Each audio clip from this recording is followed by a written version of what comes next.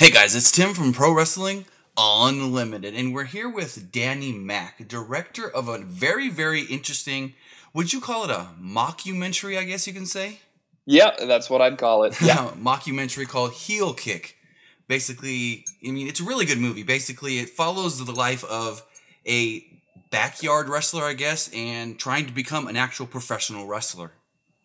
That's it. Yep. Except they're terrible and they have no business being in the business. So the movie comes out the 19th, January 19th. Yeah, that's right. And it's ready for pre-order on iTunes right now at a discount if you wanted to scoop it up early. Awesome. How much is it going to be regular? I'm not too sure. A couple bucks more than what it is right now. I let the wiser people deal with those numbers. All right. So one question I was wondering, I mean, I assume I know the answer to this since you did make the movie. Did you grow up a wrestling fan? I did, yeah. I was a big wrestling fan for, I don't know, probably about close to 10 years. And then I sort of grew out of it and I stopped consuming the product, but I still found the business side fascinating. So I would still read autobiographies and kind of read up on what was going on in the trade, so to speak, of the WWE and some of the bigger indies. I don't know, that still kept me really interested. And they say, write what you know. And, I was sitting down trying to write another screenplay one day. And then I just had all this sort of unused knowledge about the professional wrestling industry, or at least I thought I knew at the time a lot about it. I would go on to really get schooled, literally and figuratively. But yeah, that's I definitely was a fan, and I think you sort of have to be, or at the very least have a deep respect to do something like this. Exactly. Especially, I saw you guys trained for 6 months before actually even, was that before filming anything or just filming all the wrestling stuff? It was sort of during. So Okay. we trained for 3 months at the ECCW Pro Wrestling Academy based in the Pacific Northwest in Vancouver, BC. And then we shot most of the movie, but then we had to take a break for another 3 months of training so that we could do the laugh scene of the movie, which required us to pretty much be able to perform at a live show, Right. No cuts in front of a live crowd at an actual wrestling event, not full of an arena full of extras or anything like that. We basically had to insert ourselves into a live match and hope that we had what it takes to not get the "you suck" chant or "this is boring" or whatever, any of those delightful chants that you will hear from time to time. Right. And how'd you guys get hooked up with Scott and the guys from ECCW? Did you contact them? Did you have maybe a mutual friend or something? Yeah, I just reached out to them myself. Scotty is one of the owners of the ECCW, and I just said, anyone who lives in Vancouver in some way, sort of in the film industry. Scotty's also an actor and a stunt coordinator. Okay. So, I reached out to him and I said, hey, I've got this idea for a movie and you would play yourself, but I would need to be trained. And this was really early on because I almost didn't want to write the script if I didn't understand what the process was like of going to a wrestling school. So even before the 6 months of training began, and even before I really started, before I opened Final Draft and started writing the actual script, I was meeting with the ECCW, and Scotty was a huge part of the outline because I didn't really know what the training process was like. And that's a huge part of the story. So, they had to get on board really early or the whole thing wasn't going to work at all. Right, you didn't want to go in there and write something that someone that actually has trained for professional wrestling can find all the different holes and be like, no, that's not how this works, or no, that's not how this really goes and stuff. Exactly. And I mean, of course, you take some liberties because you have to tell a story and there's, but for the most part, non-professional wrestling fans really love the movie, but a big goal of ours was to make a movie that pro wrestling fans and super marks and smarks would really appreciate as well. So I think we struck that chord, thankfully. Yeah, I mean, I know myself as a big wrestling fan, I really enjoyed it, but watching the movie, I was like, even if someone doesn't like pro wrestling or hates pro wrestling, they can still like this movie because the comedy aspect of it. And with that is the main character, Reggie. He's just this guy that just thinks so full of himself, like he's going to be the best, greatest ever. How'd you come up with that character?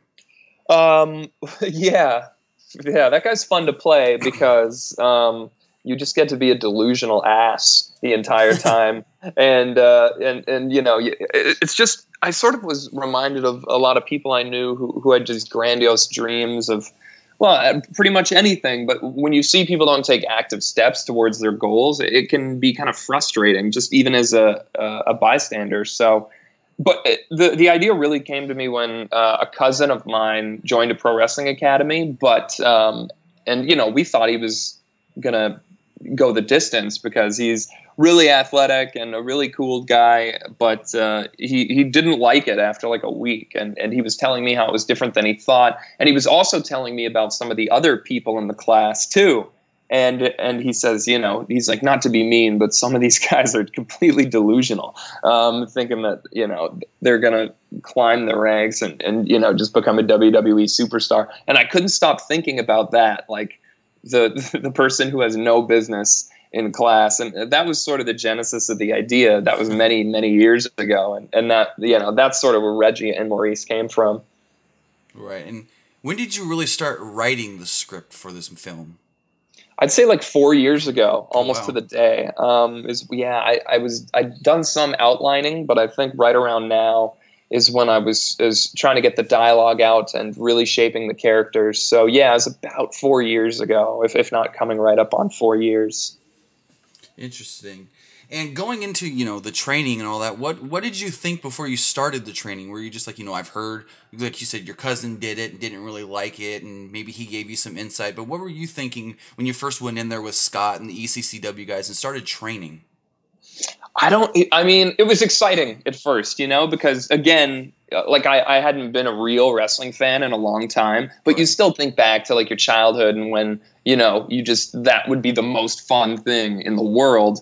And you just can't wait to get in there and run the ropes but you know, once you start doing it, everything is just way more difficult than it looks, especially running the ropes, which is weird because that looks like the easiest and most fun part, but it requires finesse and footwork, and the ropes hurt you. You know, it's like what the hell is this? I thought this was supposed to be the fun part, and then you've got like welts on your shoulder and your back after you do it long enough. So I don't know. It was sort of I didn't think it would be easy by any means, but it was just funny to discover which things weren't as easy as I thought it would be. Now, in the movie, I don't want to give too much away, but there's two, like, I guess you can say, wrestling high spots. You jump off a ladder and you jump off of, like, it's the roof of it looks like a garage. Was there any stuntmen used, or was that all you? No, it was all us. And I mean, that's why we trained so much for this movie. And, you know, we did a couple screenings around North America in the late summer, and we do a Q&A after. And sure enough, at almost every Q&A, someone would say, until you guys came up on stage, I thought it was a documentary. Now, I don't know what their friends told them when they bought tickets for the movie, but it's not like it's the most obvious documentary of all time. But, you know, there's no stunt work and there's no stunt doubles. It's just, there's a lot of stunt work, just no stunt doubles. So that's why we trained so long, because, you know, we didn't want any serious injuries, right? Right. And it's a low budget film, so it's not like we could afford it if we wanted it, but we didn't want it anyway. It was, you know, it sort of would have taken away from the story, I think. Right, and I mean, I really appreciate that. You can tell in the movie that the training you guys did and all the work you put into this really pays off in the end, and you guys didn't just go in there and slack around with the wrestling stuff, and you really put everything you had into that. Oh, thanks a lot. Yeah, we tried to anyway. We did the best we could. I mean, we still had to manage being actors and filmmakers, and everyone involved with the movie had a million other things going on as well. So, you know, we were all wearing a lot of different hats, but we definitely tried our very hardest to make sure. I mean, I didn't want to make a wrestling movie that wrestling fans wouldn't like. That didn't seem like a good idea to me. So yeah, that was a good motivator of getting up and traveling that hour or so to the wrestling academy every day, and then, you know, just trying to get as many calories in you and going to the gym. Yeah, so I just thought of me when I was a kid, and all I had to watch was Ready to Rumble, and I wish that there was something else for a wrestling movie for a wrestling fan. And that kind of segues into my next question. You said, you know, you had a lot of hats and roles during the filming. how was it not only starring in the movie, but you wrote the movie, you directed the movie? How was it, having to have all these different bits and pieces you were in charge of at the same time? It sounds pretty grueling, but the thing is, if you have a pretty clear vision for something, you might as well be wearing all those hats, because it would have been worse if I had, let's just say that I wrote the script and I starred in the movie, which is where most of my experience lies in writing and performing, and someone else was directing. I would hate to be in a situation where I thought that the director didn't understand, the thematics of the scene or the certain character arcs, and that would have actually caused more headaches than what actually happened, which was I put on the director's cap. I had a co-director as well, Ian McDougall, and he shot the movie as well. He was the DP, okay, and did most of the camera work, but it was important because I'm in the majority of the scenes to have a different eyeball and someone trying to help me bring out the scenes and try different approaches, but who still understood the core of the film. But I think, it does seem like a lot, but at the same time, it just helped me protect the vision, because I had a pretty clear idea of what I wanted the film to look and feel like. So I don't know. Sometimes you just got to do it. You might as well dive in with both feet, right? Right. And I mean, going in, I don't want to give too much away again for the people that want to see the movie. You go into that big match at the very end. You said you put on a match in front of a real wrestling crowd. What were your feelings going into that match, knowing that this was wrestling fans that you were going to be wrestling in front of? Oh, man, I was so nervous. And the guy who played Maurice, Chris Wilcox, he was nervous as well, thank God. I was like, what's wrong with me? Am I the only one who's totally freaked out right now? We were backstage. And, yeah, it was scary for a multitude of reasons. One, it was just our first and, only live professional wrestling performance we were going to do. Like you said, it was at a live show. We had 4 times the cameras we normally did. So wow, to try and capture everything. And we couldn't ever cut. That was the thing. The crowd, they are not film extras, like we said. They were not there for us. They were there for the ECCW show. They were paying wrestling fans. So we didn't want to, we couldn't put on a match and stop and go and start again and expect them to have certain amounts of energy. We just wanted to put on a match that was good enough that would engage them and entertain them, because, their honest to God reactions and the sounds that they made as an audience, that was going in the final cut of the movie. So there was a ton of pressure. And thank God we pulled it off. That could have been bad. I bet, especially when you did that dive off the ladder. Yeah, that was pure adrenaline at that point. I mean, exactly. The crowd could have not even been in the building, and I wouldn't have noticed by then. But thank God when we went to the editing room, they were there. So, I mean, like I said, I saw the movie. I really enjoyed the movie, and people that are not wrestling fans, I assume, would enjoy this movie as well, because it's got that comedy aspect. And the director I guess you can call him the director in the movie of the mockumentary or documentary they're filming, Roger. Was it always like a plan for you guys to kind of build a friendship over time?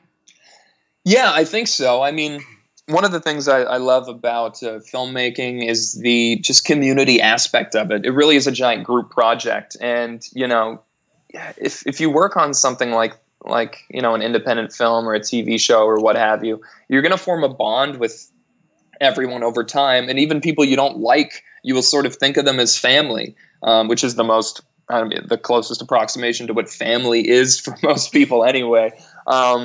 So it just felt natural to have, the documentarian who's following these guys around to eventually become intertwined in their life. But I like the idea of an outsider being there, so to give the audience a bit of relief, because like you said, non-fans of pro wrestling like the movie as well. And I think it's because they can connect with, there's a lot of characters in the movie who just don't get it. Exactly. People think, oh, it's a pro wrestling movie. This is, something for just professional wrestling fans, but not really. There's Reggie and Maurice are these delusional backyard wrestling fans who think they're going to make it. The professional wrestlers in the film who they're their actual selves. Those are real people playing themselves. They're a lot more grounded in reality than Reggie and Maurice are hoping. And everyone else, like his family, his on-again, off-again girlfriend, his brother, and Roger and the film crew, like Roger doesn't even like or respect pro wrestling at the beginning. So, there's something for everyone, and it's an educational process as well. People were saying, I actually learned something about pro wrestling when I watched this. And, that's fun. I mean, I don't like ballet, but I love Black Swan. I just think interesting movie that approaches a topic in a cool way. It doesn't matter what it's about, but learning a little bit about the subject. And if you care about the characters, that's all you really need. Exactly. And I mean, the movie's got this dynamic to it where it's like, it's not, pro wrestling's to me, what I got from it was pro wrestling's the main story, but the main gist of the whole movie. But the story that stood out to me was don't give up, follow your dreams, and even when, you hit rock bottom, maybe you have to hit rock bottom to know where your true, I guess you could say, what's the word I'm looking for? Your true ambition really lies. That's so true. And I'm glad that theme came through and like procrastinating and just sitting around talking about something. It's so easy and it's fun. And I've done it, if I made every movie I ever sat around with my friends and had an idea for, I'd have like 40 films under my catalog. But the point is you have to stop just talking and you have to go out there and get it. But when you do that, there's going to be sacrifices. So it's almost like when you are rock bottom, it only makes sense to go for your dreams. But if your life is kind of okay, and you like that you're able to sleep in, and you like that you're able to not work very often, and if your life is pretty chill and relaxed, it's tough to sacrifice that to go for a dream that you may or may not accomplish. So, it sort of shines a spotlight on the sacrifice that you have to make, because it sucks at the beginning to really go for it, but if you stick with it, it can be very rewarding, whatever it is. Right, and that was one thing that I really liked, that you've got the wrestling aspect of it, but there's this other story that other people can really relate to. Yeah, it's we wanted it to have some layers, and of course, be a metaphor for whatever else people might be feeling. Right. So we wanted it to be funny, and we wanted it to be a little sweet as well, but definitely give you the feeling that once the film is over, like it's given you perhaps a little bit of purpose towards something that you may be hanging on to in the back of your mind. Or maybe you just want to laugh at it. Either one. I'm fine either way. Yeah. And so while watching the movie, I pay attention to the different characters and stuff. And one thing, I don't know why, but stood out to me, the camera guy in the movie always had one glove in his mouth. Was that for some specific reason, or did he just do that? I don't know why, but it stood out to me almost the entire time. That's so funny, because the only other person who's ever brought that up is our co-producer, Greg Miller. And we were just watching the movie the other day, and he's like, I love that dude always has the glove in his mouth. and I thought no one else would ever notice that. But yeah, that's Mackenzie Warner. He was like an honest to God part of the crew for the movie as well, and our second unit director. And we just wanted the crew on camera at all times. Like the sound guy is our actual sound guy. Okay. And when you see him with his boom mic in the shot, he's recording actual dialogue. That's not a prop. So just the more it looked like a film crew, the better. And yeah. I guess he just took the initiative to do the glove in his mouth thing, but it made it onto the poster. Like when we were taking snapshots of the movie to put characters onto the artwork, he had a glove in his mouth like literally every shot of the movie. So. Yeah, God bless him. He got that glove in his mouth, and he'll find fortune and fame from that, I think. And then the final thing I wanted to talk about is Greg Miller. He was an executive producer on this film. Most people probably don't realize that he has dabbled in wrestling himself. How did you guys come to work together? So yeah, Greg is he's the co-producer of the film, and I met him a couple years ago when I hosted this Mario Kart tournament for charity. Here in Vancouver, BC, for a bunch of people from the video game and Twitch world. And I hosted that with Cooper B. Bowe. He's one of the producers on Heel Kick, and he plays Roger as well. And we sort of brought him up to Vancouver from San Francisco. And I didn't know that he was such a big wrestling fan. And then I told him a little about the movie, and the interest just sort of organically grew from that point, and decided to have him come on board to be just a mouthpiece for the movie. I call him the human megaphone, because he can really get the word out about things. But yeah, that was kind of how we came to decide that Heel Kick should be a part of both of our part of both of our journeys, if you will. And just the closer we became and the better friends we became, I was like, this guy is a huge wrestling fan from back in the day, just like me. And like me, he's sort of grown out of it, right. But wrestling is getting so fun and interesting again that it's really grabbing people back. At least I'm finding the last few years there seems to have been a resurgence. Oh, for sure. Outsiders are getting swept back in. This is one of those big curves of interest that I think Vince McMahon says the WWE goes through every decade or something like that. I mean, is there any last things you want to say about the film, let people know about and whatnot? I mean, if you're listening to this before the 19th, you can pre-order it on iTunes right now. Pre-orders help us out a lot, so we would love for you to pre-order the film and tell some friends about it as well. If you don't mess with Apple, it's also going to be on Amazon, Google Play, Vudu, Xbox, and PlayStation Network. And the better the film does, maybe it goes to some streaming services from there. And we're just trying to rack up as many sales as possible and spread the word about the film, because it's the pro wrestling film that I wish existed when I was younger. So I hope people will feel the same way too. Right. It's kind of like not Ready to Rumble, but not quite The Wrestler, but it does hit kind of both marks in that way. It's got the funniness of Ready to Rumble, but it's got like the downside of professional wrestling as The Wrestler has as well. Yeah, it's like a realistic comedy. Right. Mm-hmm. But I enjoyed our talk about the movie. I've for sure let people know about it. If you guys want to see this movie, if you guys love pro wrestling, even if you don't love pro wrestling, check out Heel Kick. As Danny said, it does come out January 19th. And, hey, I enjoyed our little talk about the movie. Me too. Thanks a lot, man. Not a problem. If you guys, we'll have links in the description for the iTunes and all that for people if you guys are interested in pre-ordering the film. So just check that out and check out the movie. Thanks, guys.